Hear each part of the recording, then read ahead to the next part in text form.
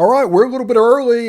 Corey is not quite in here, but welcome to SEC After Dark, a special Thursday edition of SEC After Dark. I'm here with Jeb Beecham and Jake Thomas. How you doing, guys? Doing great. Yeah, doing good, man. Good to be here. Yeah, apparently Ole Miss is signing all the quarterbacks, and your defensive coordinator and Nico Imaleva ended up as the #1 player in America. So all of us have stuff to go in, and I guess Corey is still celebrating that national championship. I don't know what's up. We're doing it on Thursday night as a request from Corey. So that's the reason we pushed it, and he's late. So we'll see exactly how that goes. Yeah, it was on him, the reason that we did it.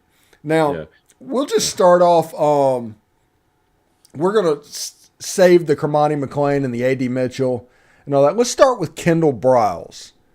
Did y'all see the story where he started blocking all sorts of people on Twitter? Oh, wow. No, after he went to TCU. Yeah, Kendall Briles was hired by TCU to be the offensive coordinator. And I guess Arkansas fans went full Arkansas fan, and Kendall Briles started blocking them over and over again. It was just publicly doing this. And it turned into a little bit of a thing.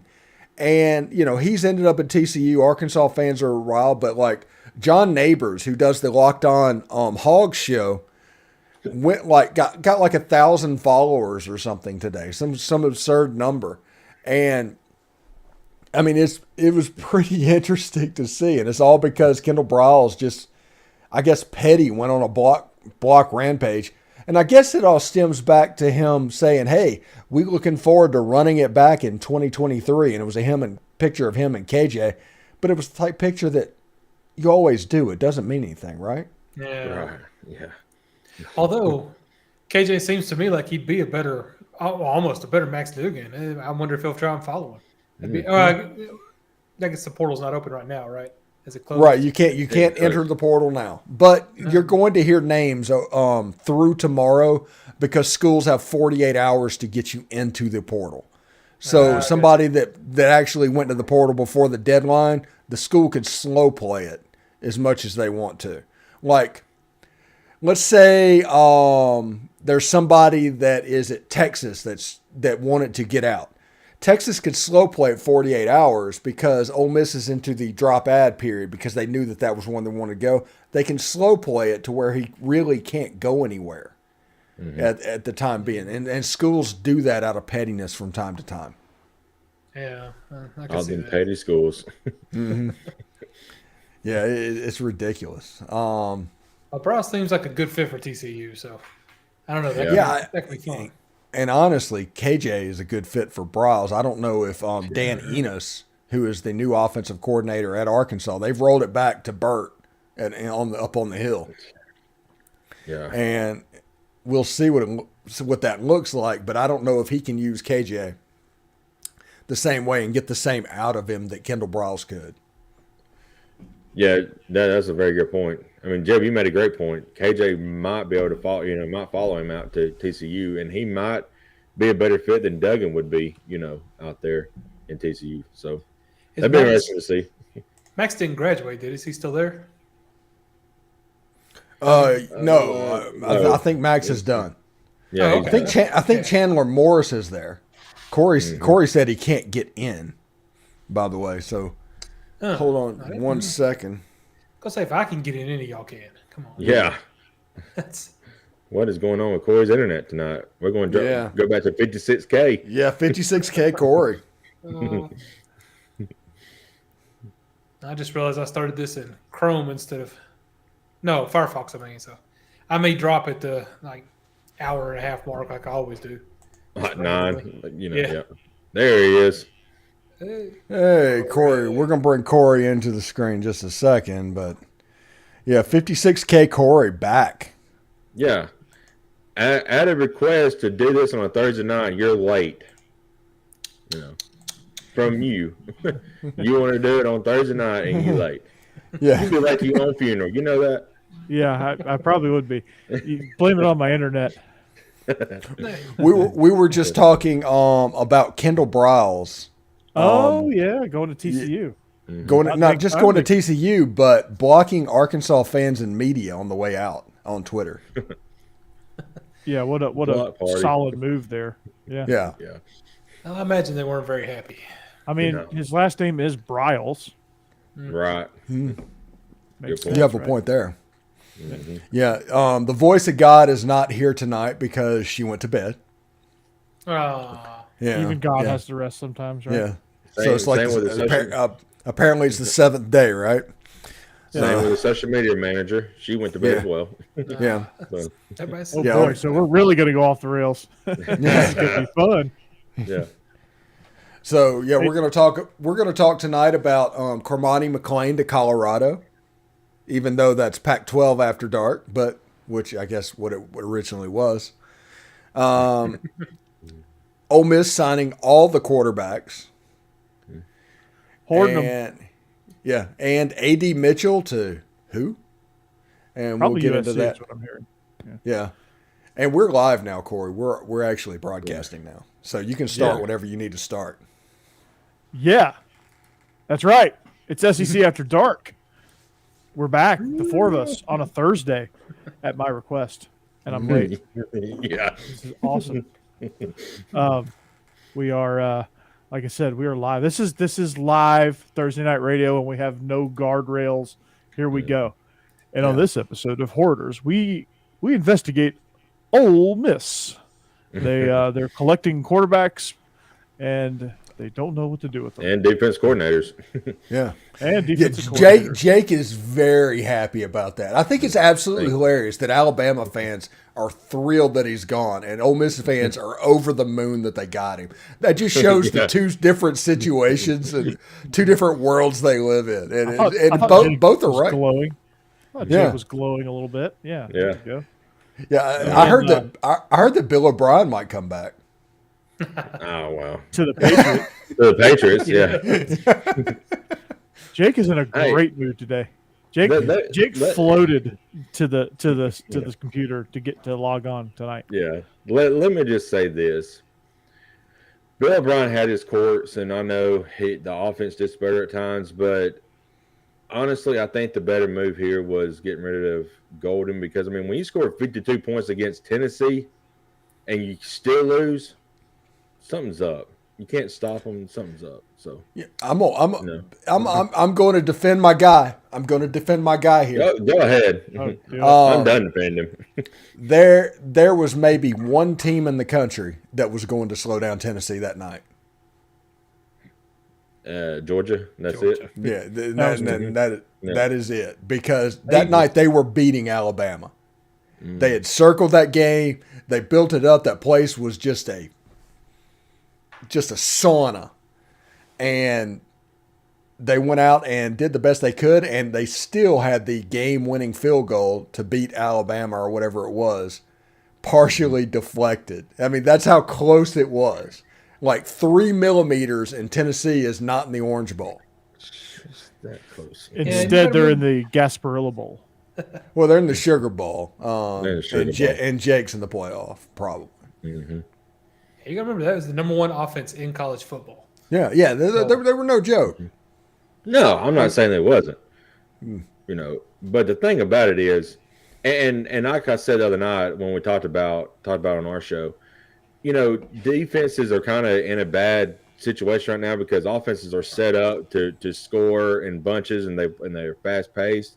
But Georgia seems to have it figured out still, where they're still only giving up like 10 points a game in this new age of college football. So, I mean, when you got 3 great minds and Schumann, who could be our next defense coordinator, anyway. Nope, you're not getting them. No. Because we're gonna lose Monken to the Bucks. Nope. Yeah. No. Is he going back to the Bucks?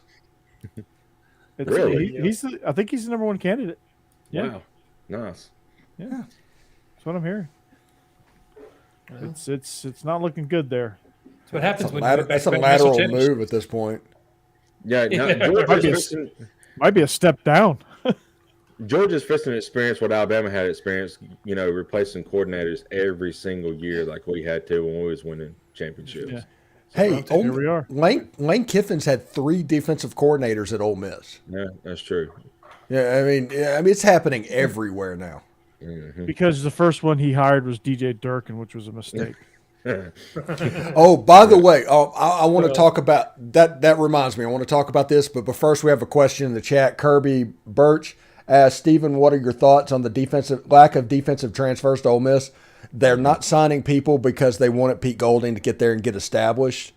Instead of signing guys that fit what Chris Partridge did, they looking for specific guys that fit what Pete Golding does. And there's a transfer candidate from Alabama. There are people that think he's going to commit.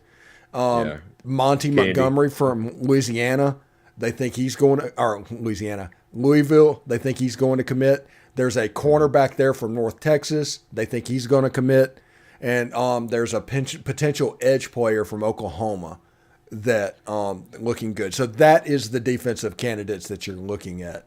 How do y'all have that many spots on your roster? Yeah, you need to see the exiting transfer list. We're like at 25 right now. Yeah. That's why. All right. You sign what, to 85 now? Yeah, it's basically 85. So if you lose to the transfer portal 40 players, you can sign 40 players. The funny thing is we've signed like 23, and we're going to pass Auburn. I mean, that's no joke, but Auburn spent all the time after early signing day making fun of Lane Kiffin and talking up Hugh Freeze, and Ole Miss is just going to walk past them. Good. Hugh Freeze, baby, freeze us. So yeah, that's so Steve. When you heard the news of Pete Golding, like what? And I'm trying to figure out the disparity here. Like, why does Alabama fans see him as the worst defensive coordinator of all time? And then why is Ole Miss rejoicing? Like, what does he bring to the table for a place like Ole Miss?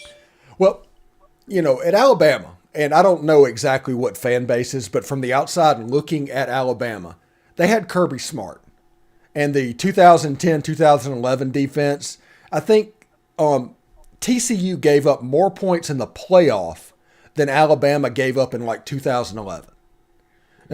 Something like that. That is the comparison thing. The flip side of that is Ole Miss in the last decade have had a 125th ranked defense, something absurd that way. So we're at opposite ends of the spectrum. So Alabama's upset that Pete Golding took that defense from number 1 and number 2, the same stuff that Kirby's doing right now, and dropped them down to a top 10 defense. They're number 9, number 10. Ole Miss sees it as if Ole Miss can get a top 50 defense on the field, there's not many teams that are beating them with the offense that they have. So that is the reason Ole Miss fans are so ecstatic. But that drop from 1 and 2 down to 10, that's like a 500% decline from where they were. That's the reason Alabama fans are upset. All in all, Pete Golding's a good guy and a good defensive coordinator. And a lot of that decline of where they are in the top 10 has to do with the fact that they had one of the most explosive offenses in college football history. That's hard on a defense. Doesn't matter. Kirby protects his defense at all costs. Right. I mean, we all know that. Whenever Tua was doing his thing, Mac Jones and those guys, no, they're just like, okay, yeah, you can score 25. We're still going to beat you by 30. That was the attitude over there because they were that good. And I think that contributed a little bit to the defensive numbers going down to where they are. But, I mean, we'll see what is that. Both fan bases have every right to be ecstatic. Yeah. I am. I agree with you. I think he'll do really well at Ole Miss. So I think he's a good fit at Ole Miss. He just wasn't a good fit at Alabama. Yeah. I don't think he's Alex Grinch. If we have a top 30 defense, just a top 30 defense, we're 11-1 next year. Next year. I mean, you're not wrong. Yeah. You're not wrong. So I think I'm going to be the next offensive coordinator at Georgia. So I think it's going to be good. Oh, that'd make Georgia football a family affair because Georgia Tech, you got your cousin as the offensive coordinator at Georgia Tech. He might. Well, he might do a U-turn. he might turn right onto Peachtree and go north. and all the way to Athens. If that happens, I could see them being like, "Hey, Buster, you comfortable yet? Do you unpack those boxes yet?" You think they might call him back? I don't know. Maybe. I mean, they were kind of grooming him. Well, the question is, if you're looking for Georgia's next offensive coordinator, it's Jamie Stephen. Huh. Oh, okay. It's Jamie from Facebook. Yeah, okay. His name got him. He's one of my Facebook acquaintances. Good to have you, Jamie. Yeah. Yeah. What's up, Jamie? So, who is going to be the next coordinator at Georgia? Look for the next. Who's the guy that was like before Nussmeier? The shark humper. Who I can't remember his name. Oh, Jim McElwain. Jim McElwain. Find the next Jim McElwain, and that's the guy Georgia's going to hire. They're not going to hire that guy. They're going to hire another guy that fits his profile. Oh. Yeah. I don't know. Because Monken fit that profile as well. They're finding A.J. McCarron offensive coordinators. Yeah, I mean, that's what Kirby is doing right now. Do you think the Bucs now draft Stetson Bennett? No. Stetson Bennett is going to sell the most BMWs in the history of the state of Georgia. Yes. That's what he's going to do. No, he won't. He'll sit back in the corner office and make everybody else sell. Oh, yeah. No, his name will just be on the sign. Yeah. He'd be come out occasionally and shake hands. Yeah, his GM ever. His will be the place that salesmen are trying to get a job at because it's so easy to sell a car there. Right. The sad part is, though, he definitely could beat out Kyle Trask as the #1 quarterback in Tampa. He probably could. I'm assuming they'll upgrade someone in there, but anybody could, honestly. Well, yeah, I don't care what goes on if the Houston Texans draft Bryce Young, have them call David Carr, and he needs to run. Needs to go ahead and retire for a couple of years. Yeah. Or just train, do all of his passing stuff in traffic, where like he has to dodge cars, and then he may get hit by a few, but that'll be kind of what it's like. Yeah. You can dodge a car, you can dodge a ball. The Saints are screaming for Stetson. Ooh, Stetson on the Saints. Saints are so bad. I couldn't even watch him this year. I know.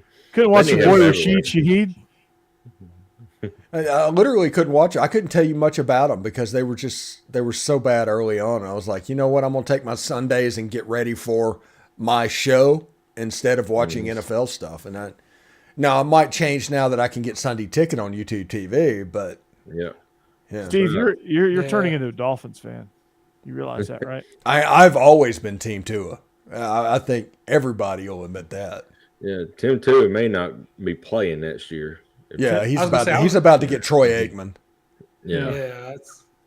I feel bad for him. That's too many concussions, man. It's like, hey, bud, you have been concussed too many times. I'm with you, Steve. I quit watching the Titans after they went on a 7-game losing streak. So yeah, that was terrible. Yeah. Garbage. And I want to get NFL ticket, but they got to do something this offseason to prove that they're going to, at least trying to get better. Hey, and I'm a Falcons fan, so enough said. Honestly, Jeb, real quick, I think Dobbs in his 2 games looked decent enough to be the guy if, Tannehill goes down. He's been like that since he got in the league, though. He always comes in for like 1 or 2 games. He always plays well. I don't know why he never gets more of a chance, but I know. I mean, I guess with has he ever dressed outside of preseason? Yeah, no, he played in Pittsburgh more than once. But of course, they had, I think, Ben Roethlisberger, so they weren't going to replace him with Josh Dobbs. But whenever he had to come in, he always looked good. Now, when he left and went, I don't remember where he went, like Cleveland. Because he's a rocket scientist, literally. Yeah, and he is. And the dude could digest. They could sign the dude, walk him out to the field, say, "Here's the playbook," and then by the time kickoff has happened, he's learned the whole thing and he's actually calling the plays. And when he played at Tennessee, we didn't have an offensive line, so he learned how to run for his life and still complete passes, and it served him well. Titans had one this year. Yeah, exactly. That's why I didn't feel bad when they had to put him in. I was like, oh, he's going to feel like he's right at home in Tennessee. Yep. running for his life. But can Tennessee win with Ryan Tannehill? No. Define Ryan Tannehill win. gets healthy. When our offensive coordinator was bad. They were If the they number can- one seed in the AFC last year. Right. They should have been Super Bowl contenders. That's the kind of win I'm talking about. Yeah. No, they No. can't. No. No, I think the offensive coordinator was a bigger problem than that. They've fired their entire offensive staff. It just depends on who they bring in to replace it. If they bring in somebody that can actually, I don't know, be a little innovative on Bill offense Bryan? and not just run the same crap over again. Yeah, him. Bill Bryan, yeah. I'm a little afraid of, but Well, he- I would say Cliff Kingsbury, but he's One way ticket to Thailand, he gone. he's Hey. he's filming a remake of the Hangover Part 2. You know Ryan Tannehill, who he reminds me of, and I'm going to compare him to the college game. JT Daniels. Good Ryan point. Tannehill, JT. No, he's not that. Not a fragile. not a comp. As far as winning ability, Stetson Bennett ends up having to win the job. Georgia gets to the promised land. Mm-hmm. That's a good point. yeah, but it doesn't look like Malik Willis is going to be his replacement. No, so- Malik, Malik Willis Willis a bust. got a GM fired. Yeah, that's true. That's what he did. Between AJ Brown and Malik Willis, you're right. Yeah. John Robinson's like, yeah. He I didn't ought drop to be. it. I didn't drop it. He ought to be. I was stupid to trade your best player. Oh yeah. I've heard some hypotheticals of Aaron Rodgers coming to Tennessee. Well, and Tom Brady apparently is a new hot rumor too. So Yeah, because that there's guy a new- apparently is going to play till he's 60. Yeah. Tom Brady ain't coming to Tennessee.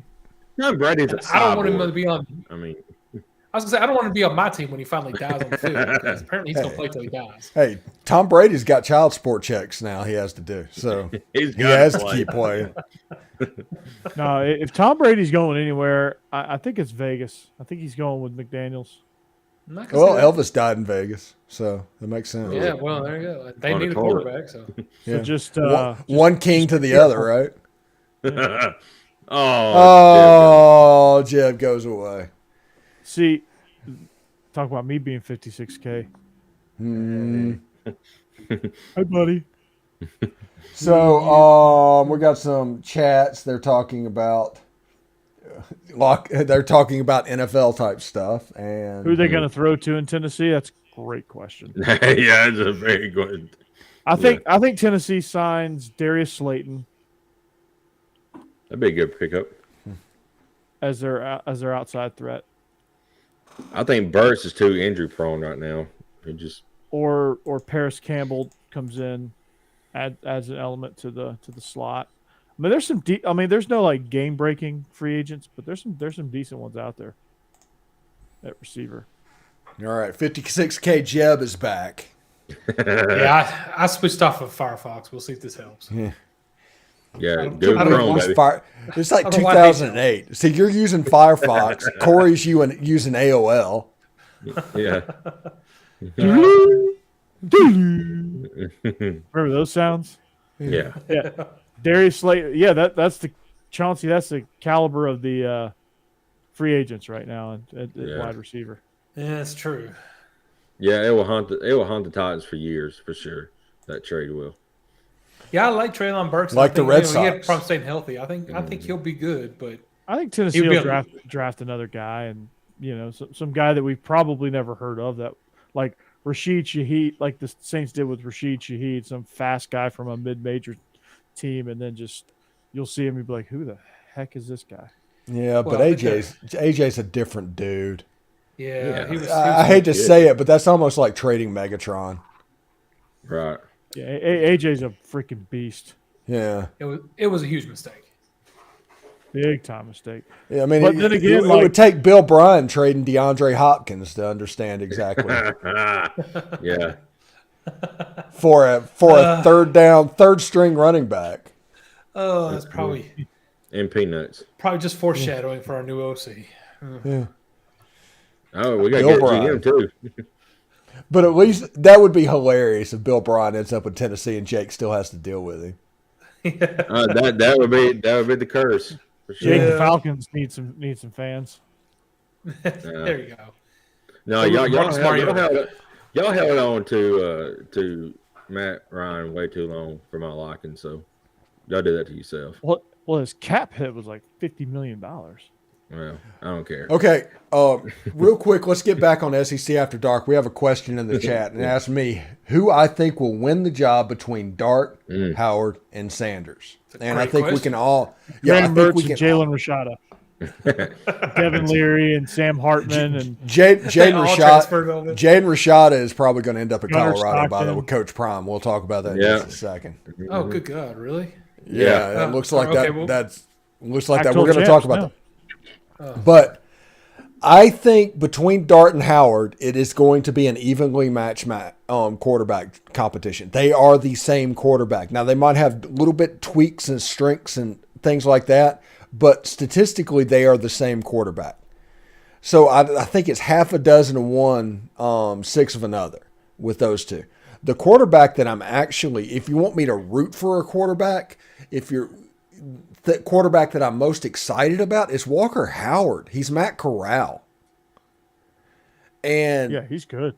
I mean, I was kind of surprised when they picked him up. Yeah, for 4 years of eligibility, but whoever wins the job between Dart and Sanders, I don't think anybody should fret over it. Whoever wins that job is going to make Ole Miss better, either the competition with Dart winning the job or Spencer Sanders with 1 year left.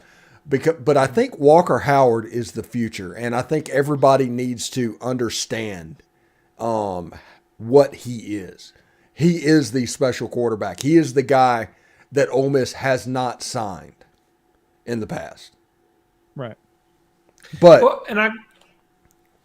I think Dart or Sanders is going to win it this year, but Walker Howard is the one that gives me the most excitement. Okay, so to what Chauncey was saying in the comments here, do you think Sanders thinks he has a chance to win at least for 1 year, and that's why I'm wondering why he transferred after Walker Howard, but maybe he's just thinking 1 year and then Walker can take over. Let me tell you, I dug into Spencer Sanders because 2 weeks ago, whenever all this started percolating, I was like, okay, what is going on? Because this does not make any sense for Spencer Sanders. Because, like I said, statistically, he's the same quarterback. I understand he might be supremely confident. But he's the same quarterback as a younger quarterback. Jackson Dart can have an elite year, win the job, go with it. There's a chance Jackson Dart throws for 3,500 yards, 30 touchdowns, and 5 to 10 interceptions next year. Nobody'd be surprised at it. But I looked at Spencer Sanders. I was like, why would he do this? Because this makes all the sense for Ole Miss. Because competition, iron sharpening iron, all of that stuff together. It makes all the sense in the world for Ole Miss. But what sense does it make for Spencer Sanders? And I think everybody has that problem. The rumor is, and like I said, this is just purely rumor, is about a week ago, some major booster at Oklahoma State had raised enough money to bring him back to Oklahoma State. And Mike Gundy said no. Oh, wow. And that if you take that into account, this makes a little bit more sense because Ole Miss is probably the best situation out there than anyone that is going. He has a chance to do it in SEC West school if he wins the job. But we have to remember with Spencer Sanders, he has one bullet in the gun. That's it. One shot left in the 6-shooter. So if he misses, this is it. He's an XFL, USFL quarterback. Or training camp quarterback. Yeah. So it'll be interesting to see exactly how that happens. But I think Dart or Sanders, either one of them can win this job. This is a true competition. No matter what's said, everybody wants this to be predetermined. No, I think this is going to be a real competition. But the quarterback that I'm most excited about is Walker Howard. I just think he's Matt Corral. Yeah, I think LSU fans are going to realize that that was kind of a mistake to let that go. Mm-hmm. Yeah, Jaden Daniels coming back for his 18th year in college. Cost LSU Walker Howard. Yeah. Mm. Well, I definitely didn't think Dart was good, and I know it was his first year in the system, but I don't think he played well enough to just be handed the job. So I knew there was they would allow competition, and Lane Kiffin is he'll play the best player. But I don't know. I just wonder why so many people are ending up there. But so does Walker Howard have 3 years? 2 years? 4 years. Yeah, 4. 4 Oh, years. he's got 4. Okay, so Because he redshirted this year. You're right. Then I'm sure he's the future. At least right now, that's the plan. Yeah. Wow. Yeah, and there's rumors all about it because everybody wants to figure out why and how this fits, and it all depends on the perspective of what's going on. Like I said, I think this is going to be a real competition. If Spencer Sanders wins the job, I think Jackson Dart is going to transfer. If Jackson Dart wins the job, I think Spencer Sanders is going to be done after a year. You know, I mean, that's the way this works, and it's just going to open the door up for Walker Howard potentially with a backup of Damon Williams, who, by the way, if you want to see some good quarterback highlights, look at Damon Williams highlights out of Arizona on Huddle. That cat's good too. This quarterback room it's gone from a desperate situation to being one of the better quarterback rooms, and not only the SEC but the country. Yeah, you got to start hoarding quarterbacks. Mm-hmm. It Like the better be, periodicals. right? Yeah. I know, man. They're like, collect all 12. It's like one of those old school like figurine commercials. You know, you could collect all 12, like the collector's items. Should have a good one. Jamie said in the chat that, you know, what he has heard was that Sanders was a cancer in the locker room up there, so that's why Gundy didn't want him back. That's possible. Yeah. So I mean, that's possible, but we also have to remember at Oklahoma State, before Spencer Sanders got hurt, they were 6-3, and then they lost every game without him at quarterback. Yeah, that's true. Yeah. But he's not a man. He's not 40. Yeah, he's like 55 at this point, right? Yeah, Gundy. Yeah, I'm surprised he's still there. I'm not. You think they're going to fire him? Well, yeah. I mean, if they go 6-6 again, they might. They love him there for some reason. Yeah, for some reason. I haven't figured that out yet, but because there's been some stuff where you're just like, okay, Gundy, trying to get yourself fired, and nothing. They just won't. I know. Unless he follows the Art Briles plan, I think he's pretty safe there at Oklahoma State. Yeah, our Premier Stone guy can maybe fill us in a little bit about that situation, but I just don't see it. Ooh, Kirby with a question for Jeb. Listen to you. Jeb. Okay, all right, Kirby. I was watching highlights of Damon Williams. That guy's got an arm. Okay, what's Kirby saying? Kirby said, Jeb, do you think Tennessee can have another 10-win season next year?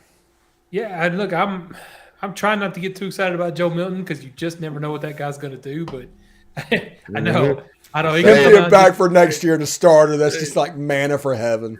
My joke stays for another year. Away. I know. And we lost Tavon Jackson, so he doesn't really have a backup. So I'm worried about that. Does. But Nico's his backup. Well, that's true, but I don't. Yeah, you paid $9 million for him, so yeah. Nico's probably going to start. He will eventually. I think after next year he will for sure. For hopefully 2 to 3 years, and then go early. But no, I do. I like their schedule. That we've got the home away thing. I think is actually more favorable this past season than it is this coming season. But our out of conference should be a little better. And you either go to Tuscaloosa or you go to Athens. I mean, you have to alternate that every year. Yeah, that's the problem. Yeah. So now this year we'll have Georgia come to town, although I don't think they're going to beat Georgia. Like I don't think we're going to win the East or anything. But no, I like their schedules here. I like the team this year. I think the defense will be better this year, which will help a lot.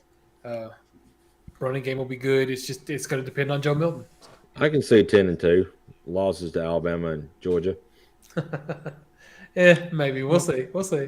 No, you're not beating Alabama and Tuscaloosa this year. I'm just telling you. We got rid of Bill O'Brien and we got rid of Pete Golden. We're coming. Well, I look forward to it. We will see. Mm-hmm. I feel like Alabama and Georgia go down this year. You know who might beat Alabama and Tuscaloosa next year?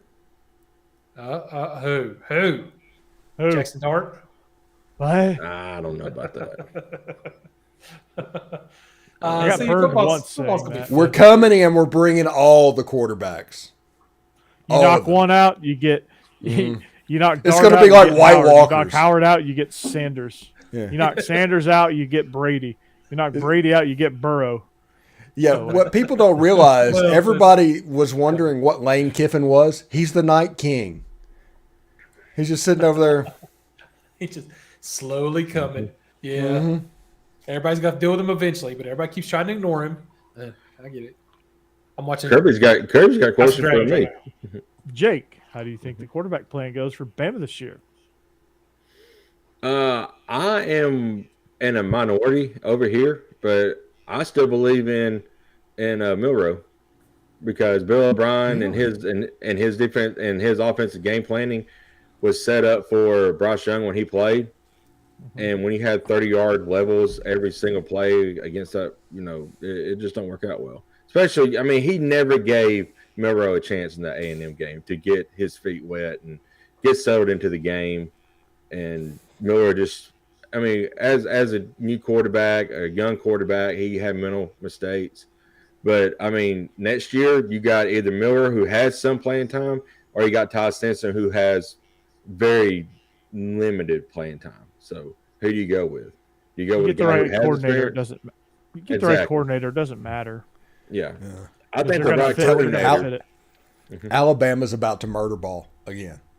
That's what I'm Old, thinking. old too. Yeah. early 2010 Alabama is about to happen again. A.J. McCarron, Ty Simpson is about to be the quarterback of that team, and they're going to use those running backs. So they signed 2 really good running backs, and they're just going to grow up with them. This is going to be, in my opinion, going to be Saban's last class that's going to get 4 years with Nick Saban. This is going to be that last group, and I think he's going to do murder ball. He's going to do what he knows, and this is going to be the last ride with Alabama. And we signed like 4 offensive linemen that all of them are like 6'5", 300 pounds plus. So, yeah, there you go. Meat eaters. Well, Meat dealing with eaters. offenses like Tennessee and Ole Misses, I don't blame him. I think that's going to work well for him. So Got to control the ball. And That's the control reason we had to clock. change defenses. yeah. Yeah, Yeah. exactly. But yeah, no, I saw a picture of Nick Saban today on a recruiting trap. My God, he looks like he's aged 20 years Well, wouldn't Bill- you Bill recruit Bryan will do more than that. Bill Bryan? Yeah. since game day. Like he looked pretty good on game day, and then you see him. I saw this picture of him. He looks like it's old. Yeah. I said But- it. I said Looks it old. a couple of weeks ago after the championship game. Saban and David Pollack just poked the bear. So Saban saw what he needed to do, and Attaboy Pollock. and now you see Yeah. the changes coming. I'm just- Attaboy Pollock. Yeah, really. It's a positive for your school. I like it. By Saban the looked at way, him like, Chauncey asked, Jaden Rashad at Alabama? Question mark? No, I think Colorado. Honestly, I think Colorado. Yeah, I think a lot of smoke at Colorado right now. Coach Prime is going to be a problem. Colorado is going to be a problem if they don't screw it up for people. I mean, they just got 2 lockdown corners with Kamari Money McClain. and and the other guy. I forgot who. Travis Hunter. who the other- Yeah, Travis Hunter. So they got 2 lockdown corners. That defense is going to get a little bit better, and you get Rashad in there offensively. Man, I mean, I don't know if the results will be there next year, but the year after, yeah, they're going to be a problem to pack to 8 or whatever they're going to be. Yeah, they I got was they gonna got say- Kedrich Breedlove out of Nashville. He transferred from Ole Miss That's right. out there. That's right. Yeah, and to answer Kirby's question up there, I mean, I thought they would be overrated too at first, but you're right. They're just bringing so many people in that I don't know. I think Deion's got a good year, man. He called his shot that first meeting. He walked in there. Yeah. He called his shot. Yeah, I just didn't expect him to move this fast with it, but I mean, especially if he gets Jaden. the day Prime. he got to Colorado, he was already calling 5-star recruits. I mean, and now you see him coming in, so Yeah, he can recruit. He just got to get a good staff around him, I believe. if he could bring him to Colorado, think what he could do. Exactly. Colorado had won a game in 4 or 5 years. it feels that way. But they're going to have a They're nice little test to start the year with TCU. That's gonna be tough. They're gonna beat TCU. Ooh, Steven's already I'm calling his gonna shot. call it right Wow. now. Colorado is going to beat TCU. You know All right, why? Corey. Because TCU is not all that. Corey, Georgia put the- broke it. Corey, Yeah. put on our picks next year, the very first week, that is the extra game you're going to add to it. Well, yeah, of course. Yeah. So, Of course. But yeah, I mean, who's in the Pac-12 though? Because like USC and UCLA are going to the Big Ten. So you got Oregon still. Oregon. It's basically Oregon and Colorado. Yeah. Exactly. Well, what's going to happen is the Four Corners school is going to eventually end up in the Big 12. Arizona State, Colorado, and Utah. They're all going to end up in the Big 12 eventually. and then That Oregon's team's going to gonna be left for the exist. Mountain West, where they belong. Well, Oregon's going to end up in the Big 10. Oregon and we Washington, still- and Stanford and Cal is going to end up over there. The ones we that's still going to be looking left at- out is Oregon State and Washington State. Oh, that sucks. Are we still looking at 2025 for Texas and Oklahoma in the SEC?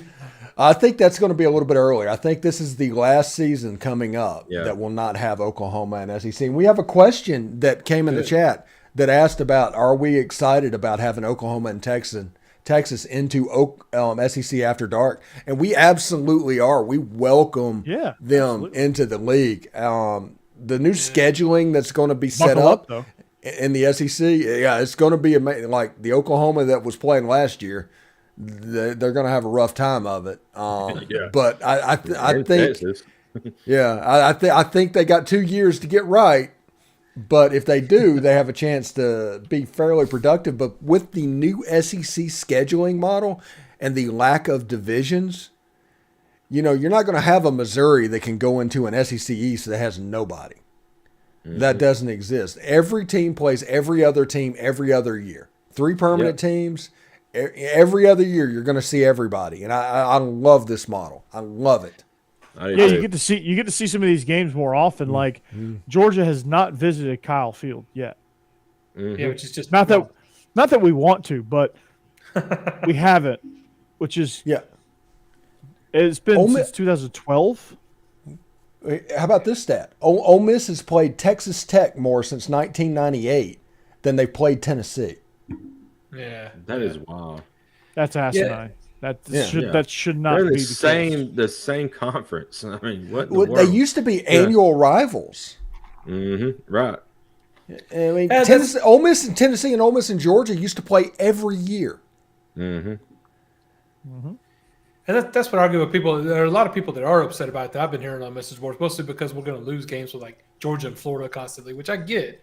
But I mean, we've had different schedules in the past. Well, Georgia Florida may be a permanent game. I mean, for Tennessee fans, I'm sorry. Tennessee fans were more mad because Georgia and Florida probably won't be our permanent. Georgia or Florida. I think you're going to end up getting Florida and Alabama. Those will be 2 absolutely, and then I think Vandy. Because we're Team Vandy, right? And we're the largest out-of-state rival that Vandy has. They can't take that away from Ole Miss, right? No, I agree with that. Who would be the 3 permanent for Vandy then? Tennessee, probably Tennessee, Ole Miss, Kentucky, and Tennessee. Okay, Kentucky. yeah, that makes sense. Yep. Okay. But I agree.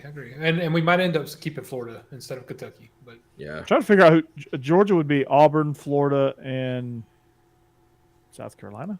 Yeah, Oklahoma Premier divisions are going away, buddy. It's going to be a 3 permanent thing where Oklahoma plays Texas. They probably play Missouri because of the old Big 12 thing. A&M permanently. A&M permanently. Yeah, come on, yes, I want to see Oklahoma play A&M every year because didn't A&M score 80 on them in like the third quarter, like when Franchione was the coach there? That was fantastic. Love it. We welcome the Longhorns. I was hungry for some steak. Oh my God. But Texas is going to get Arkansas. I cannot wait for Arkansas and Texas to be an annual game again. That's going to be great. That is fantastic, and that is one of the best news about the expansion is the return of that game. But Texas gets that game, they get A&M, and they get Oklahoma as their 3 rivals, and they just alternate around the SEC, the rest of them. But it's essentially all Southwest Conference and Oklahoma rivals for them. So they get to go back to being what they were. They don't have to mess with Texas Tech. They don't have to mess with Baylor. All of this stuff that's weird, they just get the meat of their rivals, and then they get all the benefits of playing in the Southeastern Conference. And I mean, it's win-win for Texas. It's fantastic. Yeah, I mean, they may get their brains beat in a lot, but you know, the first time they lose to Vandy, whoever's the coach at that time, Vandy has a winning record against Texas, like 7-3-1. Yeah, that's amazing. Yeah, nice. Dude, watch Ole Miss not Ole Miss, but watch Vandy just absolutely obliterate Texas every time they play them. That would be hilarious. Go ahead, Joe. No, I was just going to ask real quick with Steve. Oklahoma Premier Stone over here in the chat asked about it, saying that he had heard the split was still on. I know that the last I'd heard is they were looking at divisionless, and that's what they were going to go to. But they haven't made any actual announcement, right? No, they haven't. But the scheduling model is so good, they're going to do away with them. The first and second place team is going to play. Honestly, I think the SEC should do the top 4 teams and just do semifinals. Yeah, that would be awesome. But I think Ole Miss's permanents will be State, Vandy, and LSU. Yeah. Okay. If you do the top 4 semifinals, I mean, even with the 4th team losing or whoever it is, you still probably have all 4 of those teams in the playoffs anyway, going into a 12-team playoff. So, yeah. And then they all play each other in the playoff semifinal too. Yeah, exactly. They just meet again. Beat them in the regular season. Beat them in the SEC playoffs. Beat them in the NCAA. You got to play them 3. You got to beat them 4 times to win the national championship. And that's what's so funny about this 12-team playoff. I know you're giving other teams a chance, but they hate the SEC. But you're more likely now to have 4 teams get in the finals, every single time, 4 SEC teams. It's going to be it's truly going to be the 4 best teams, because the 4 best teams will emerge out of the pile, and every once in a while you'll get an upset. But for the most part, you're going to get the 4 best teams and then the 2 best teams out of that, because it's going to finally play itself out on the field. Yeah, if you for those that watch the FCS playoffs, those are fun. They are fun, and it played out just like a lot of people thought it would. And South Dakota State was the favorite. North Dakota State was also a team that was thought to win the national championship. They both made it into that game, and South Dakota State just drummed them. So it works, guys. Like, the tournament model does work. LSU's 3 permanent rivals. I think Texas A&M, Ole Miss, and either Alabama or Florida. Yeah, one of them. Probably Florida, right? Well, that's their permanent now. But I can see Alabama. Alabama could have Auburn, Tennessee, and LSU as their 3. And that would be perfectly acceptable to them. Arkansas gets Texas, LSU. No, they can't get LSU. No, Arkansas gets Missouri, Texas, and Oklahoma. Yeah. A lot of red in that Oklahoma game. They've only played 13 times in their history. Oklahoma and Arkansas has only played 13 times. And they're right beside each other state-wise. Yeah, you could literally drive easily from one stadium to the other. That's wild. Well, boy, you can hit a 5-iron from Fayetteville to Norman. Oklahoma Premier Stone says that the OU alums are saying divisions. That's what the coaches are telling them. That's wild. Well, yeah, because it's that way right now, but they're going to change it. Yeah. In January is when they're actually meeting to start discussing the scheduling model and everything that's going on. They were waiting to get it too far ahead of their skis, but they are going to start in January to get this figured out, because Texas and Oklahoma could show up as early as July, but likely it's July of 24. Right. Because that's when USC and UCLA is going to go to the Big Ten, and that's going to match up potentially. But I figure this month, whenever they meet, when do they meet in Destin? This summer, maybe? No, it's like April. April, whenever that is whenever they're going to start April. really talking about it and dig into it. Now, they've already done all the scheduling and all the other sports. They only need to do football, which tells me this is done as well. They're trying to leave as little time as possible for people to tear it apart. Since when is Greg Sankey worried about fans tearing stuff apart? Sankey better get him some new daggone referees. That's all I got to say. Do I think Georgia could do it again and three-peat? Our schedule says so. I mean, our schedule says so. The fact that we got a good insurance policy with Ra and Dominic Lovett at the receiver spot. We still got Brock Bowers. Just need somebody not to screw it up at quarterback, and I think we're okay. Other than the SEC championship game, the hardest two games on the schedule is Ole Miss in Athens and Tennessee in Knoxville. Yeah, and they're back to back. Yeah, and that's it. And and the linebacker Marshall from you guys just committed to Alabama, Corey. So yeah, I figured. I mean, I just didn't think he was a good fit. Yeah, I'm not surprised. Is that what happened with A.D. Mitchell? Did he just lose his spot there with Ra and Lovett coming in? No, he just wasn't healthy. I mean, he's always been. Jalen Rashad, he decided to get paid. He's got his 2 rings. It's a money thing. Yeah, it's definitely NIL related. It's a money thing. So they've been trying to get him for a while. Which of these 3 teams do you think he's going to? USC. Yeah. Oh, so he's going to go out west. All right. Going out west. And he has family in Texas, so like that's the other contender. Yeah. Jaden Rashada to Georgia. Are we just gonna do the Jaden Rashada to everybody? Every school? Yeah. Jaden Rashada to Michigan. Definitely going to Michigan. So, Jaden Rashada's gonna row the boat. He's rowing the boat. Way it's going, Ole Miss is going to pick him up tomorrow. So yeah, really. That quarterback room is like they're going to have to switch with the DBs and use the team auditorium for their quarterback room. Yeah, no kidding. Yeah. Now I understand it's not any Mac Jones to a Jalen Hurts. That's not that scenario, but that's still a pretty nice quarterback room. Yeah. Yeah. Can we borrow one? You've got 3 5-stars that are just sitting there like playing paper football until Stetson graduates. Or getting hot wings out of the stands, you know. Yeah, it's a trick question. Stetson Bennett has never graduated. He's the Van Wilder of college football. Yeah, the funniest story that I heard after the national championship game was Kirby talking about his 10-year-old son crying that Stetson was graduating, and Kirby said, "Why? He's 30." Yeah, he's got to. He's got to go. Yeah, that was hilarious. But no, honestly, the one who's looked the most comfortable in game action was Carson Beck. He's really a nice guy. I mean, he looks like he has the most moxie about him. But there was reports that Gunnar Stockton. So a lot of the practice reports were like. When they were doing scout team stuff and he was playing the part of Max Duggan, he demanded that he take his non-contact jersey off and be live for the defense. Because Gunnar Stockton he's a runner. He can move.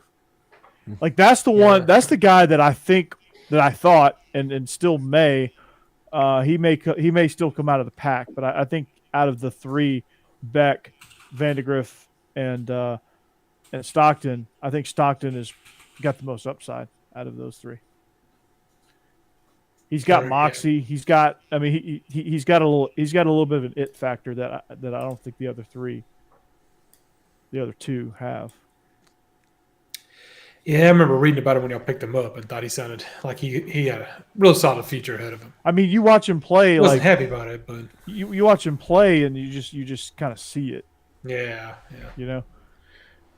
It's just a matter of like, can he get, like it's that last bit of can he adjust to SEC speed and whatever. Can he do it quickly?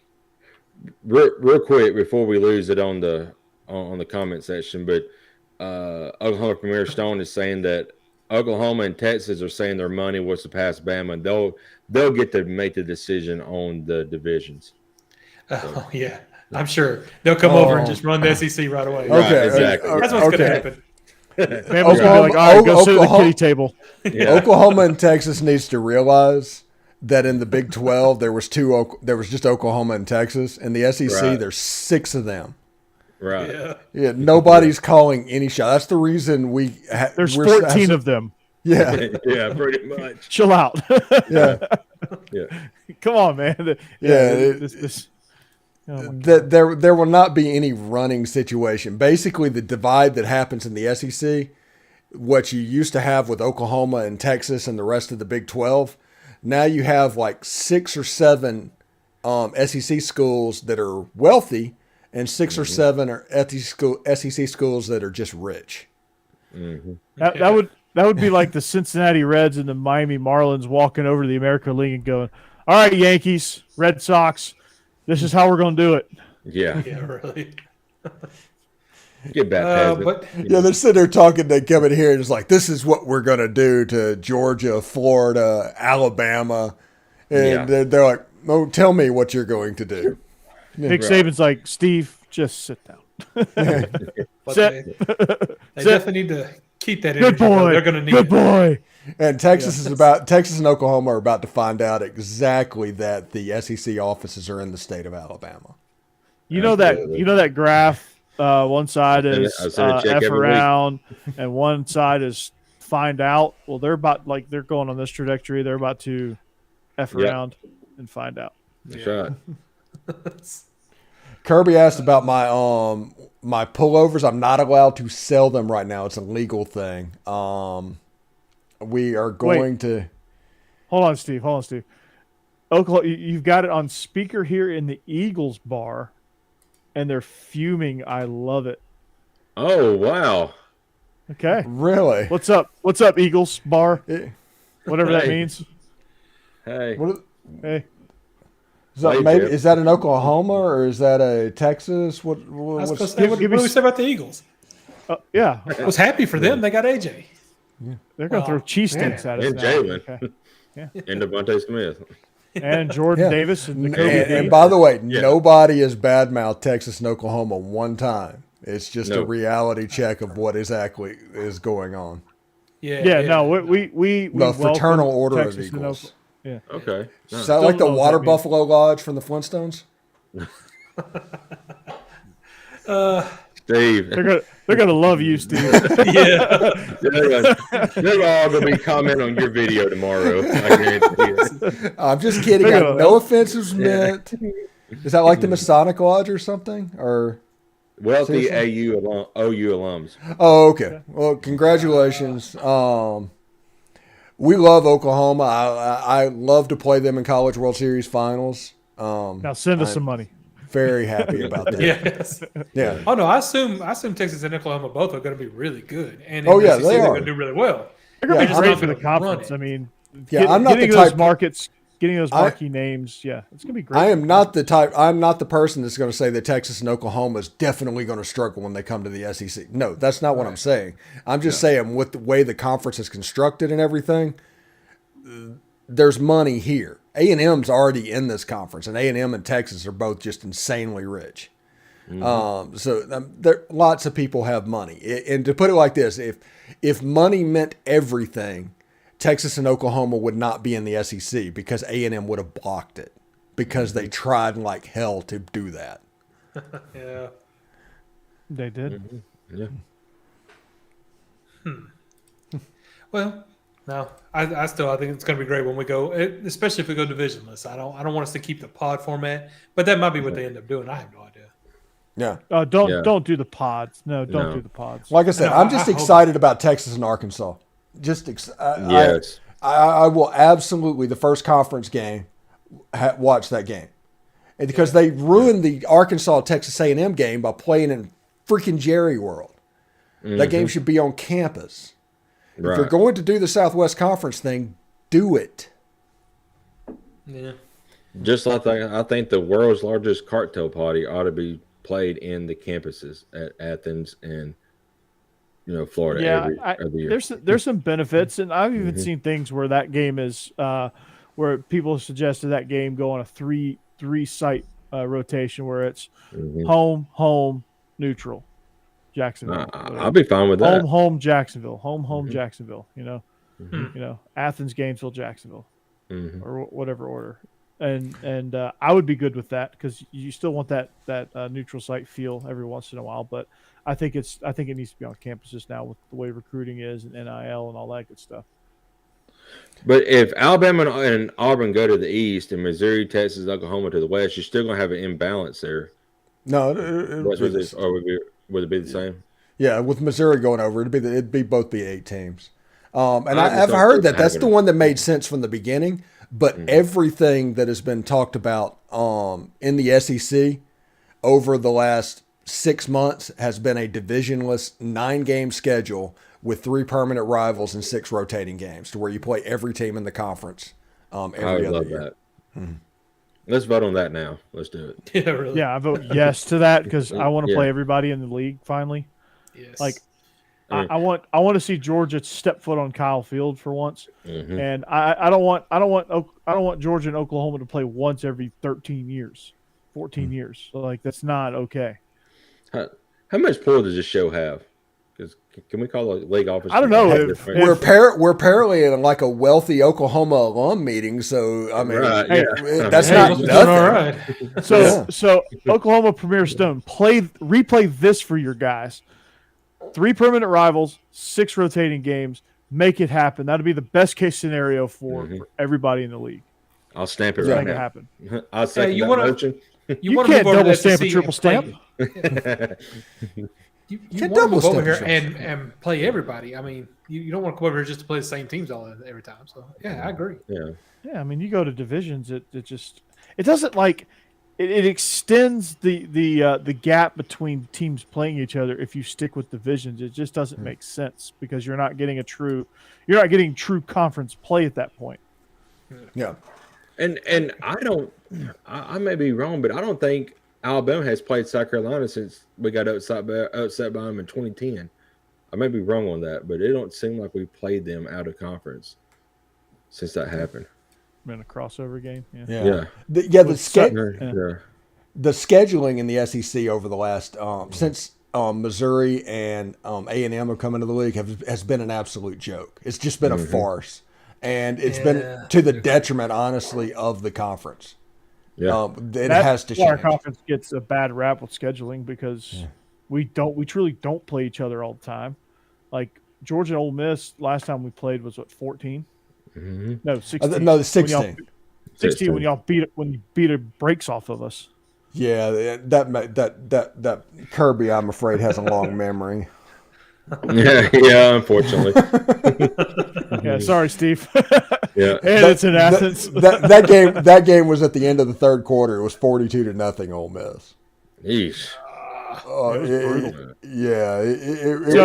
It's going to be 42-0 after the first quarter when y'all play again. So little known fact: when that game happened, it was Huck's first birthday. Like it was on his first birthday. So I have like 30 people at my house. Like we had so many people, we set up tables outside and we like catered barbecue and we had the game on, and like it's all like all my family and some of our friends, and it was just like. I kept having to be like, oh God, like Ole Miss is gonna score again. Well, it's 42-0. Oh, this game's over. Let's change it. Yeah, that if we remember correctly, I do believe that game was like either the introduction to AJ Brown or DK Metcalf. It was probably both with the way that score was. I mean, let's be honest. It was. Yeah. But yeah, that was like the introduction to the world because they made like a stupid like post pattern catch that like Chad Kelly just threw it as far as he could throw it, and like they ran under it, and it was absolutely nuts. It was so we were so bad up front, man. We had a kid that. We we had to pick up a transfer from Rhode Island. Yeah, I remember that. To start. Yeah. And speaking of which, and Marquise Haynes was lining up on him. Yeah, and just that was not fair whatsoever. Jacob Eason just got murdered that game. Jake, do you know who Joe DeLeon is? You remember that name from your time at Bleav? Oh yeah. Mm-hmm. Dude. Yeah. He was getting roasted. Yeah. He was serving up some hot takes on the national championship game. No, Oklahoma, we talked about that. I'm glad that Ole Miss. I would rather have Walker Howard than Arch Manning, and I think that he's already lost his ID twice. I mean, the Mannings are due for a quarterback to bust. Here we go. And Texas is Texas, but anytime they played somebody good in the playoffs, he did not play well. In the championship games, he got absolutely destroyed. I think this last championship game he played in, he threw 4 interceptions. So. If these are OU alums, they probably just want to hear y'all talk bad about ours. So I get it. Yeah. Oh, yeah. And also, Okay. All right, we can do that. OU alums want us, and they want to put money on it. I want to play Oklahoma as many times as possible. I love playing Oklahoma, not because I'm any type of rivalry. I just like playing you guys. You guys are cool, and you guys have prestige.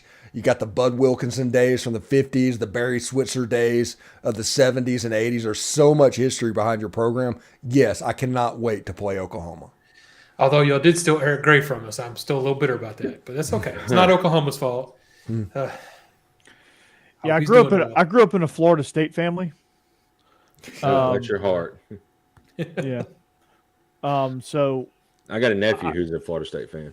I had to watch Oklahoma beat Florida State 13-2 in the national championship. And yes, it was football, believe it or not, with that score. Yeah. So, yeah.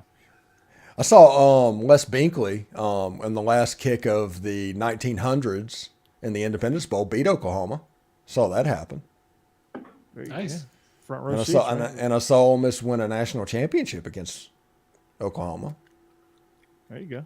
So maybe You're that's showing your age, maybe Steve. maybe that's the reason I have good memories against them, because we didn't play them against Barry Switzer time frames, and there's never been any type of rivalry then. But I've always liked Oklahoma, mainly because my uncle, who's probably watching the show, is a huge Nebraska guy. So I always took Oklahoma in the Oklahoma-Nebraska game just to be that guy. That was like that. Those like Lincoln Riley Oklahoma teams were fun to watch. I mean, even though you guys were Charmin soft on defense, but those teams were fun to watch with Hollywood and obviously Adrian Peterson was fun to watch. The Red River Shootout. I will always call it that. Yeah. That was always fun to watch. Well, what's it called? And it still will be. Red River Rivalry. Yeah. It's Yeah. hard to say. Red River rivalry. Yeah. Premier, It sounds like the Premier South Stone, Park how do your friends episodes. feel about that? Yeah. Huh? Hey, and Alan Fleury comes in with a hot take in the chat. Ole Miss beats Georgia next year with Dart and Sanders on the field. So, Going flag football model here. Okay. Oh, Nice. I like it. Who's going to throw that Coming ball? for you, Corey. I'm coming for you. Well, Yeah. they probably should. Yeah, I don't understand why. Why would they hate Lincoln why Riley? would they hate Lincoln Riley? Imagine We're such a- Oklahoma being pissed off about being Charmin Ultra Soft No. and having Kansas State running the ball down your throat. Imagine them being upset by that. I don't see why they would be upset by that. That seems like nothing to be upset about. Wait. Yeah. Yeah, no, Iowa just said his State team- just coming in and having your number. I'm sure that they handled that really well. Yeah. Right. And then having your coach take off and go to USC. That's not happened to any of us. But USC being Charmin Ultra Soft, that's kind of their wheelhouse. Well, yeah, that's normal for them. Except for that Pete Carroll run there, but his offenses were fun to watch. I mean, I get why you guys hate Lincoln Riley, but his offenses were fun to watch.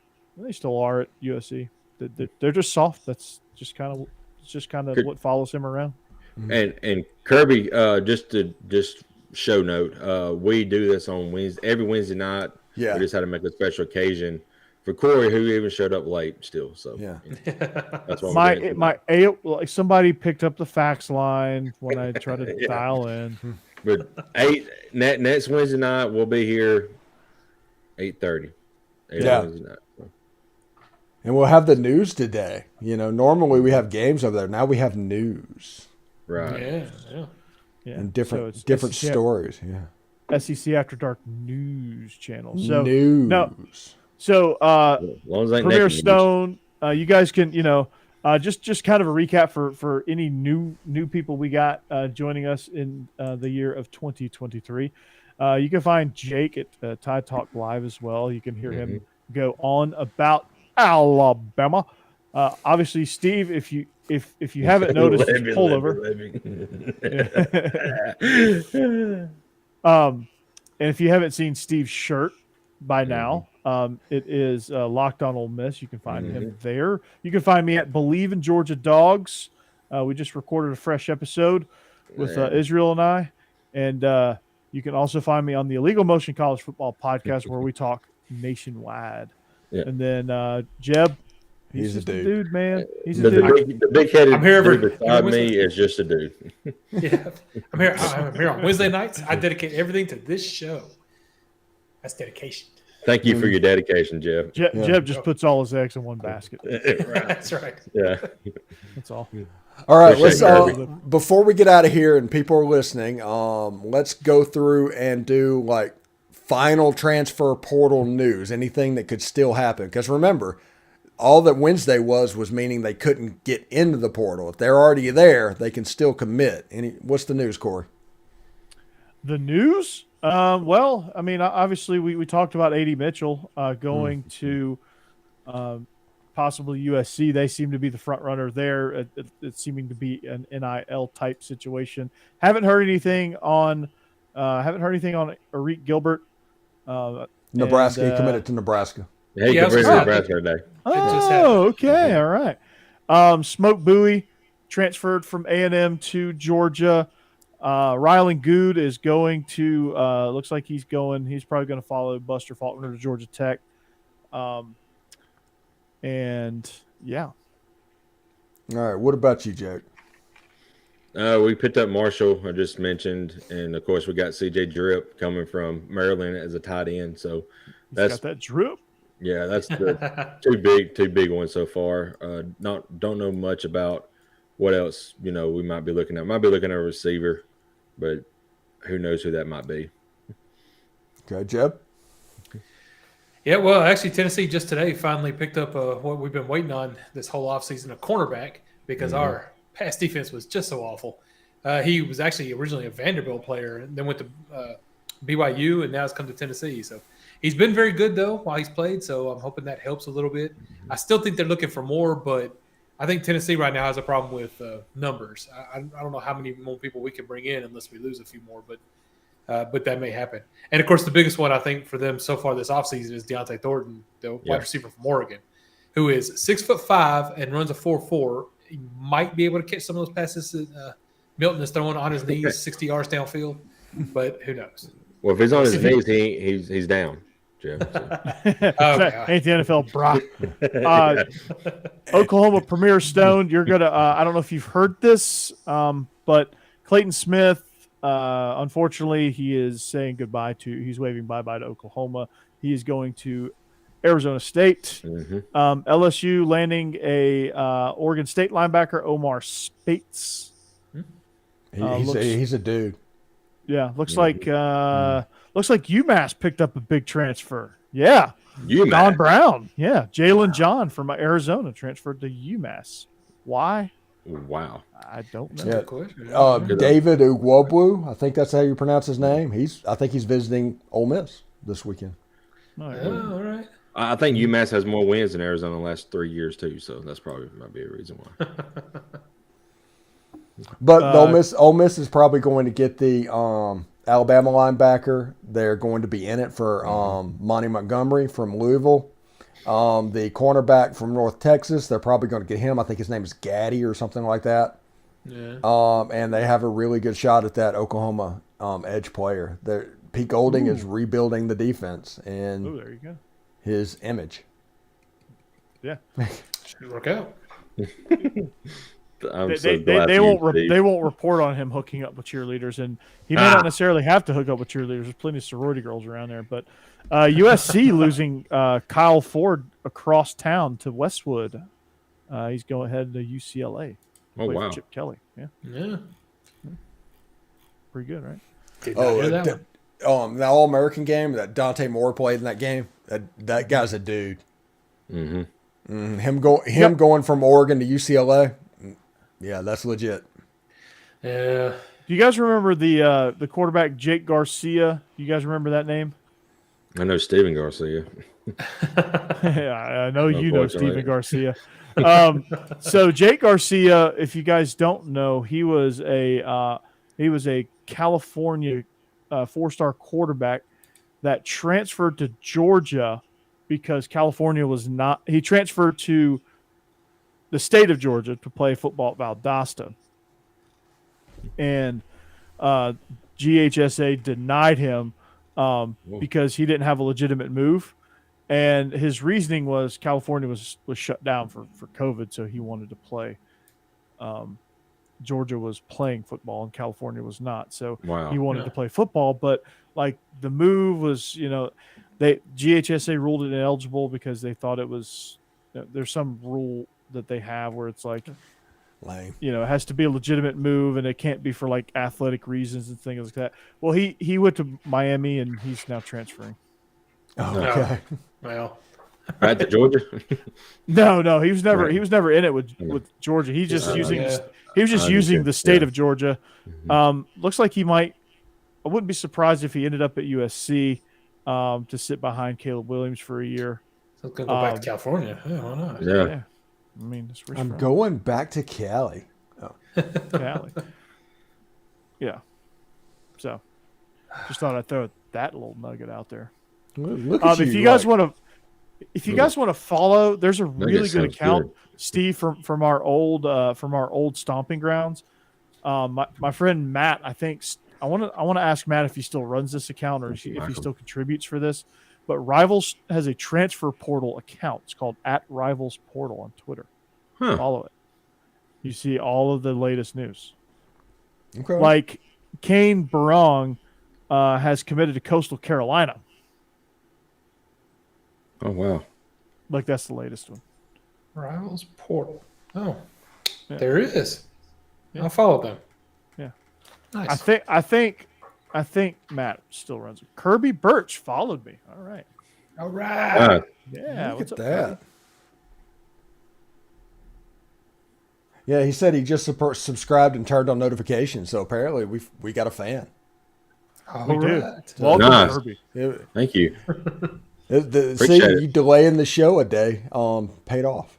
No, Exactly. Picked up some new guys. Yeah. Yeah. We picked up 2 new ones and maybe some rich guys in Oklahoma that if you guys feel like you money's burning a hole in your pocket, Yeah, if you want to contribute. I could use some renovation in my bathroom. We have a leak in the ceiling, so I think Super Chat's on. Nice. okay. Yeah. If 20K found its way in a Nike bag on my front stoop, I would not be upset. I could sell some space on my orange flag here for a little okay. I don't mind. We'll negotiate. We can put some on that forehead of yours, as big as it is, Jeff. So. Oh, it's like the Shake it all Peyton off. Manning. It's the Peyton Manning forehead. Yes. It must be a Tennessee thing. The Peyton Manning 7 head. I've got some space up here behind me. Can't see my finger there, but over here, over there, There you go. Yeah. right in there. There it is. I can put you by Lane Kiffin or whatever.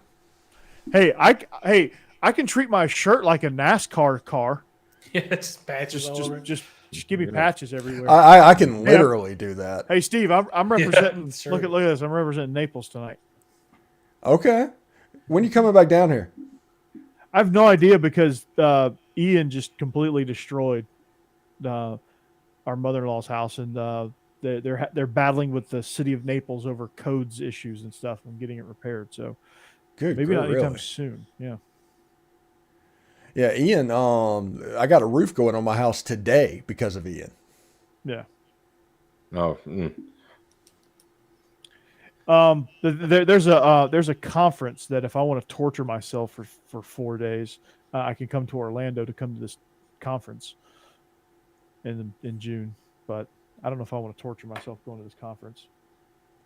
Yeah, that'd be a good time because I think Magic Kingdom will have Tron open. That opens in April. I might just skip the conference. I was going to say, just sign up for the conference, not go. All I do, literally, all I do is talk about Ole Miss sports and go to Disney. That is my life. It's the way to do it. It's my life. Yeah. It's now or never. So when are you getting all of us on the Locked On family here? When are you going to be? I'm literally trying. When are you going to be running Locked On? Yeah, that's pretty soon. Yeah, right? You got stock options, don't you? Yeah, He's going to be the CEO. They really dig me. I mean, I'm Stephen Willis, CEO. What's not to dig? Yeah. I mean, I have fancy shirts and everything. Yeah. I mean, Jake even said he would do a Locked On Auburn show. No, I did not. Hey, is there a Locked On Southern Florida? I could start researching that school. It's right next door. There you go. I could probably get Corey as a Locked On Vandy person. There you go. Oh, Kirby says, love the morning walks. Have y'all seen my morning walks? It's fantastic. Yeah. They are. Steve, I think it'd be the epitome of hilarious if I joined on as Locked On Mississippi State. And then you and I just went at it. Oh yeah, you have no idea if you had the Locked On Mississippi State show how much we would go back and forth. That'd be fun to watch. Both fan bases, but the problem with that is I don't know if you could keep your Bulldogs separate. Oh, would I have to though? I just bark and I'll just bark and you won't know who I'm barking for. So, don't be one of them. Do you know Mississippi State's first Bulldog mascot? I think was named Rebel. Really? Living rent free, baby. Living rent free. So Kirby, would you hate me if I did Locked On Mississippi State? It would be strictly just a battle with Steve. I really don't care about Mississippi State, to be honest with you. Wait, you're not Kirby? But you would have to lean into it because their obsession. You would make so much money if you would leaned into it. Oh, I'll lean into it, but it's yeah. I mean, you literally, we have to go back and forth. We have to completely play it up. But if we do it right, we will both make so much money. So much money. Did you have my attention? You got my attention now. Gonna have to get some Mississippi State swag behind me. Yeah, I mean, I'm not joking. You remember how crazy that November was, the Lane Kiffin to Auburn and all of that stuff? Yeah. I'm literally in line to make $5,000 from that month. Wow. So if I have lean into it. Yeah, lean if I have zero into fan base. You think Mississippi State will jump all over me? Like, well, you have to jump all over. I mean, they have one person like Steve Robertson that they just follow. But if you take our show and do exactly what we do and how we do it, it grows so much, so fast because we're honestly what people want to talk about and it doesn't cost them any money. That's true. Yeah, I mean, it's fantastic. And remember, there's no penalty for being wrong. Always have a take. It doesn't matter if you're right or wrong. There's no penalty. You just get the fans, dude. I could be a really good heel for all you Ole Miss fans, and then come on here and oh my God. Yeah, my personality on the Locked On videos. You've seen me. I'm like a turned up to 11 Ole Miss stereotype. I got to figure out what that is for Mississippi State. Yeah. I'm not real sure. And the whole goal is, like, most people have markets. I do everything for the Ole Miss people and everything, but part of my market is to make other schools hate me. Like, legitimately, you have a visceral reaction to me. And if they do that, my videos go up through the roof. Oh, okay. Hmm. I'm intrigued now. Okay. I'm intrigued. Yeah. And it's not hard. Just talking about Ole Miss the whole time. Just have Ole Miss envy. Yeah. I have to. So Georgia Tech and Mississippi State are very similar in how they act towards the other school.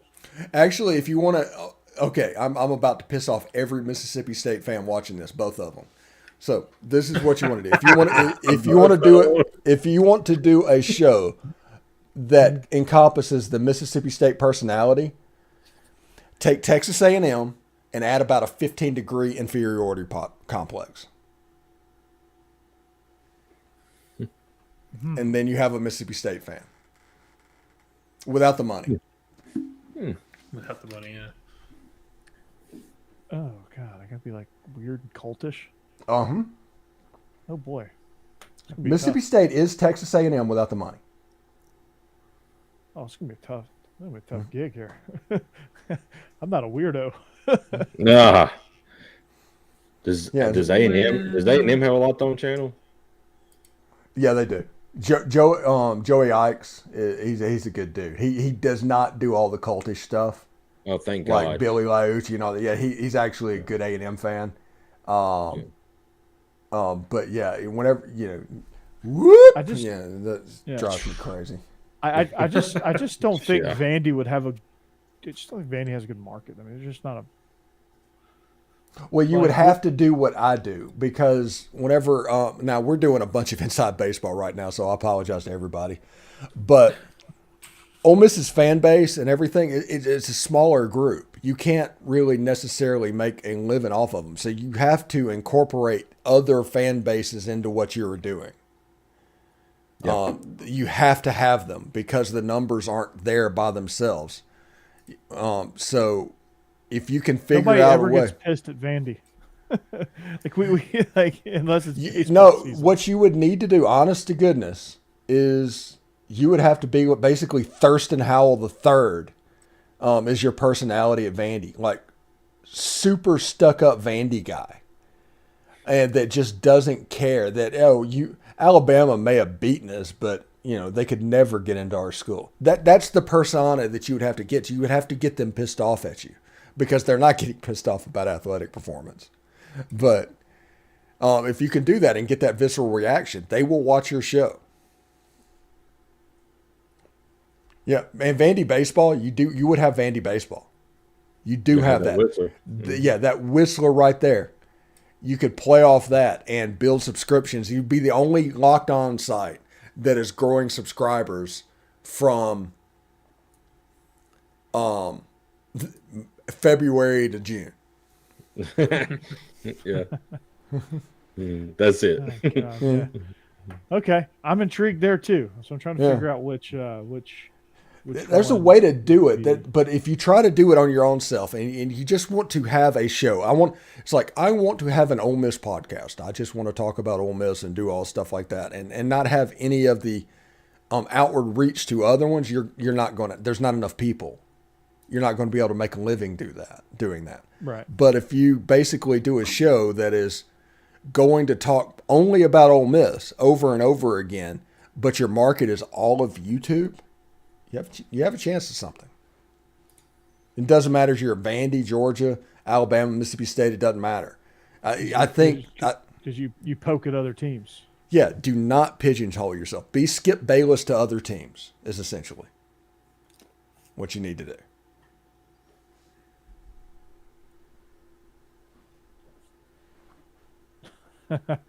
Oklahoma Premier Stone. I love that, man. Wow. So is Oklahoma's Premier Stone a? By the way, I know who the guy Whistler. in I know who the Whistler's. I know who the Whistler is. There's two of them. I was actually friends with their son-in-law.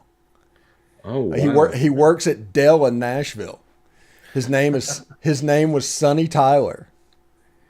And his either in-law or step is the Vandy Whistler. That's interesting. Well, there you go. Yeah. Steve, I'm officially intrigued here. Okay, so fans, I'm gonna leave it up to the vote of the fans. Ooh. Because they probably honestly I would just want to go back and forth with you. I could really do that with either one. Because Ole Miss. Because Ole Miss and Vandy. I think that's going to be a permanent game. But if anybody watches my show, they'll actually be able to see the character I'm playing now. And that's all for the benefit of people like Jake. I mean, Jake, you want to come on as a Mississippi State guy, and I'll come on as a Vandy guy? Locked on Auburn wants to burn my house down. That's just Auburn culture. Yeah. That's just how they react. They burn barns daily. And this is how I got them. And I said it over and over again. And they pop up in my comments and actually get in my video. I mean, I have an unbelievably fun rivalry with Locked on Auburn. I'll actually be on that show next week on Tuesday. Nice. But I had the nerve to say that Ole Miss is a better place than Auburn. I don't know what's wrong with you. Yeah, and the fact that I didn't capitulate whenever they obviously said otherwise, all of a sudden they just need to get me. They actually was clipping up my show so they could play Lane Kiffin stuff to me. Like I had a thing, it was like, Lane Kiffin's not going to Auburn.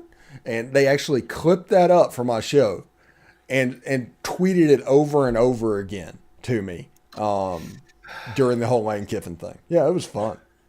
I don't want to talk out of turn, but you sound a little biased for Ole Miss. That's my opinion. Oh, I am. It's in the name. It is in the name. Yeah. I mean, God, my Homer. You're a Homer, Steve.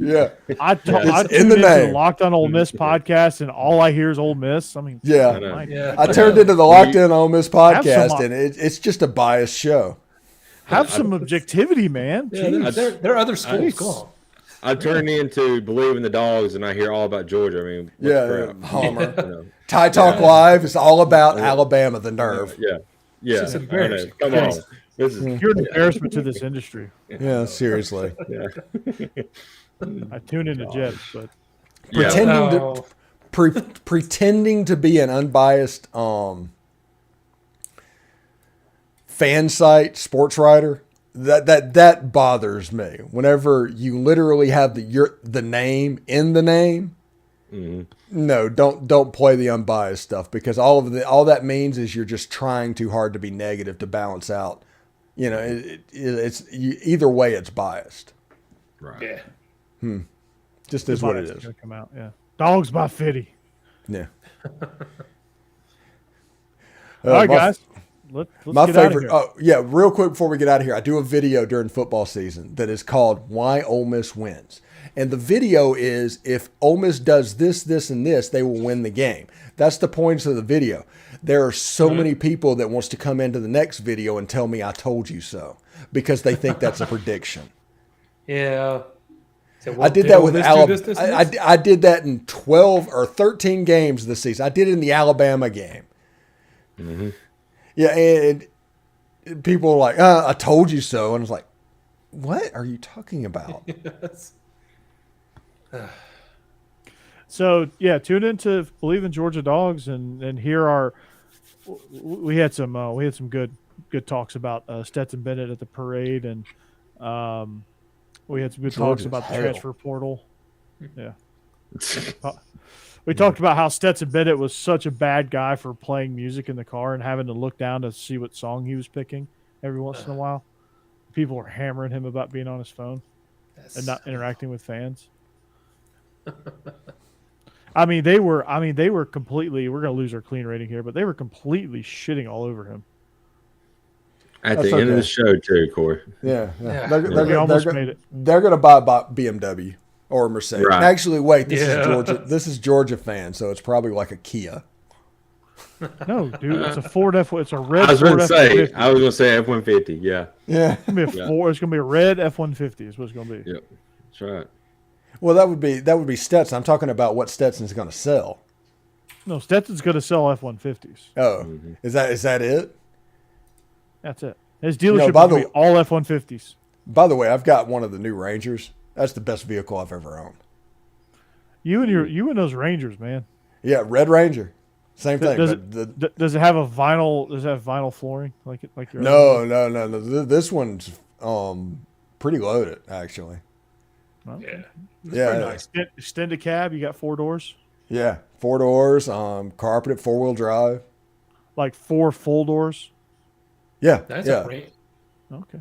Mm. I haven't seen a Ranger in a long time. Yeah, the Rangers now is about twice the size of what I drove at Rivals. That's true. It's definitely bigger. Is it kind of like a Tacoma now size, like that size? Like Yeah, it's a mid-size truck instead of it's not quite a full size. It's a mid-size. gotcha. Anyway, Yeah. So no, actually, Kia does have a plant in West Georgia. So I mean, that's not far off. so they got one in Auburn. Yeah. Yes. The state of Auburn. Hey, if they want us to see from Alabama, I'm perfectly fine with it. I'll sign off on that too. If y'all want to annex them, that's fine too. Jake, as a member of Tide Talk Live, you cannot be talking about Auburn this Yeah, way. seriously. You must That's remain as an biased. unbiased I know. source with So your biased. hatred for Auburn. You have to be I completely apologize. objective. I apologize. Not really. Dear Lord. All right, let's get out of here. Yeah. Let's go. All right. So from one biased host to another, we wish you farewell. We bid you farewell. Thanks for joining us. If you are new to the show, stick around. Every Wednesday night is our regular nights. Wednesday nights is our regular nights. And we will see you back here next week. We might actually start talking about this sport called basketball. So it's the new rage sweeping the nation. Stay tuned. Yeah. Georgia actually can win a few games. Yeah. This team right here, and the one beside me is the 2 best teams in the conference right now, though. Yeah, this is true. And this team right here is not. We're just better in South Carolina. Yeah. That's And right. this team right here is not, but we're not the worst either. So finally, Hey, step up. mediocre. We've risen to mediocre. Yeah. We've upgraded. Hell yeah. Go Dogs. You're All like right, see Vandy y'all with later. James Franklin. Kirby. Peace out. Go All Dogs. right, see y'all later. Roll Tide. Go Bulls. Go Dogs. Sick 'em. Hoo, hoo, hoo. Hotty toddy, we like to party.